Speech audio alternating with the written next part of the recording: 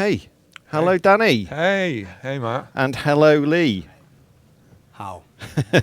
So you are Noise Peddler. Yes. Peddlers. Noise Peddler. Peddler. Yeah. And I had to come and speak to you guys because of this. We've got a gratuitous amount of guitar pedals Look here. at this, folks. And there it is on the big screen as well. You guys are doing a gig here at Machina Bristronica. Yeah, we're doing a masterclass on how to turn pedals into instruments. And I just need to know. I've got so many questions. Yeah, This is all you perform with. There's no computer, right? It's no computers, no all guitars, pedals. no synths, just guitar pedals, more guitar pedals, and some MIDI action. All right. Yeah. So, okay, take us through it. How does it work? How do you start? Because I'm not seeing any instruments. I'm just seeing pedals. So. Yeah, sure, man. So basically, we've spent, I guess, quite a period of time trying to pull these systems together. But fundamentally, they operate not a dissimilar fashion from a modular synth. So we've got our pedal boards are kind of broken down into different functions. I've got some pedals here that all make noise. So they either self-oscillate. I've got self-oscillating resonant filters, the Dusk and the Vena Cava, and then the Owl pedal, which basically hosts like little patches. It's like pure data patches or something Yeah, like that. exactly. So there's a couple of patches on there that essentially are FM oscillators or like feedback oscillators that we use. Fantastic. Likewise with the Drollo molecular disruptor, which has a dual oscillator patch, and the Spectre by Chase Bliss, which is a flanger that just self-oscillates. Yeah, so essentially, like we're starting with something that we can hack to make a racket.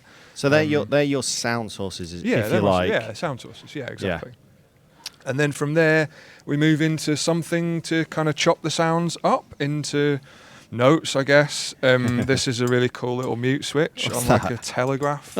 Yeah, like a Morse code little beeper. Look at that. That's cool. So it's pretty cool for doing little choppy rhythms. Right. We also quite often use something like a tremolo to get the kind of rhythmic patterns or whatever it might be. Yeah. We've both got those, so I've got one. What's that one?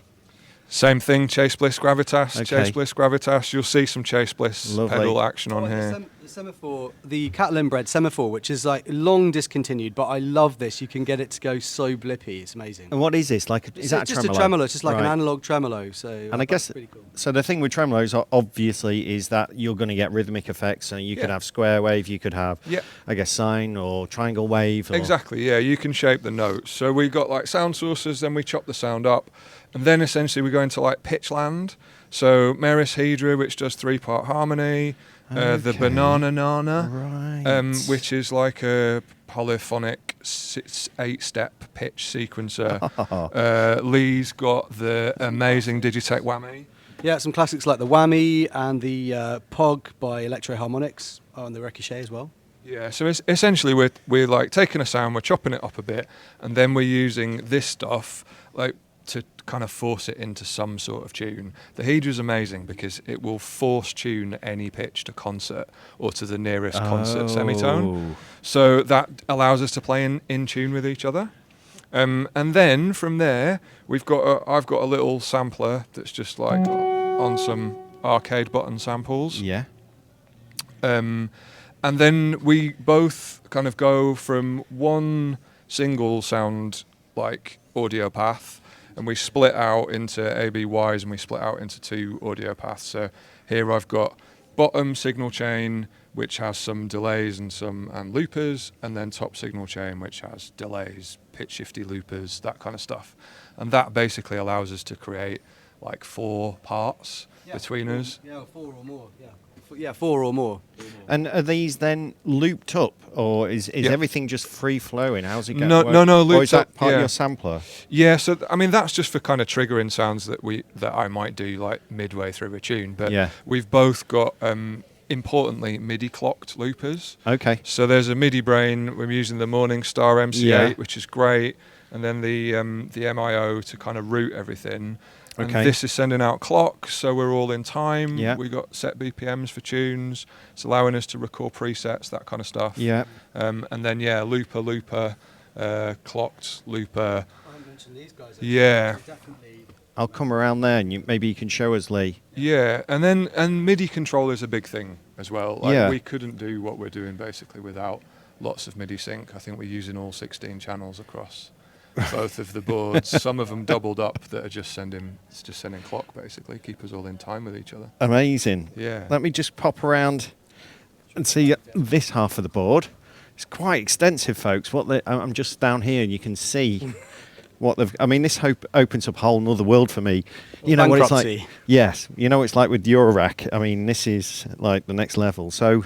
Well, I mean, very much the same thing here. We've got sound sources that split into 2 channels. I think some of the things that seem less exciting but are really fundamental to what we do are things like utility pedals like kill switches, ABY splitters, signal blenders, MIDI controllers, stuff that you're maybe more reticent to spend your money on because you can get a cool thing that makes weird noises. But these are like the bread and butter of this kind of stuff. I mean, I love utility pedals. And what are you using? It's a soft step, isn't it? Yeah, this is amazing, and I use it when I'm playing guitar as well, just to to record presets on MIDI controllable pedals, but also to play melodies on the whammy. So, for example, so you can see it just kind of flicks through. Oh. So as you're playing that, it's changing the pitch of that? Exactly. So I turn my drone into a melodic instrument that I can play with my hands divided between this guy, the kill switch, and this guy. Yeah. That's really cool. That's a really kind of quick, ingenious way of taking any drone. And again, I guess using the hedger there to get it to kind of concert pitch, so you're both always in tune. And then I read the word quick, but yes. Yeah, not quick. And also create harmonies, right? Like between this and some loopers and some sequencers, we can now take essentially what was a system that would make ambient drone music, and we can play repeatable chord patterns. Pop tunes. Pop tunes, basically, yeah. Slightly wonky pop tunes. So that's my last question, I suppose. How do you come up with music? Is it all improvised? Is there any kind of starting points? I would say a lot of it's born from improvisation in a studio somewhere where we write stuff. It used to be that we get up on stage and just make it up as we go along, but now we're really keen to have repeatable tunes. We have an album out that's on Spotify you can check out, and for the last year, we've been touring tunes from that album.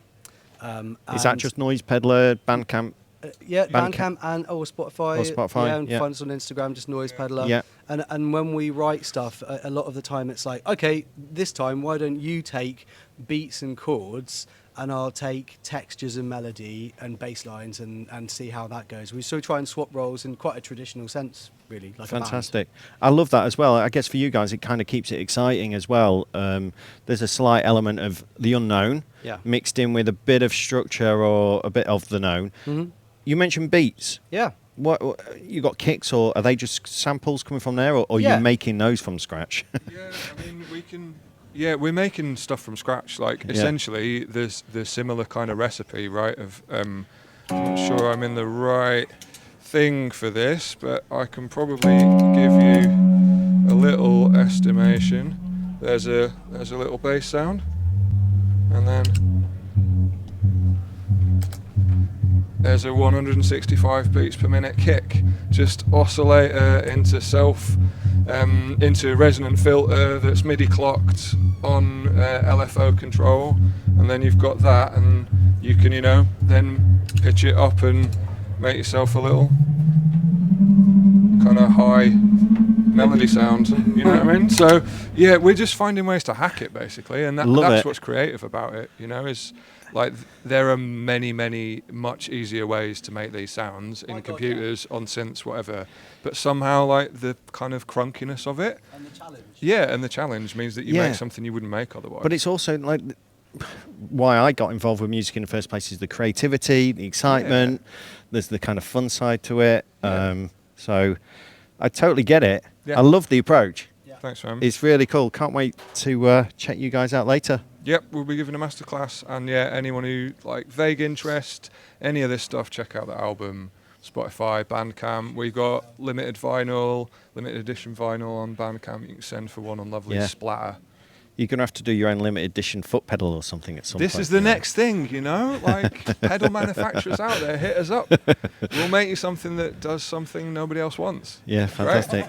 Well, thank you so much, gents. Really Thanks, enjoyed that. That's great. And have a great show later. Thanks, Matt. Cheers.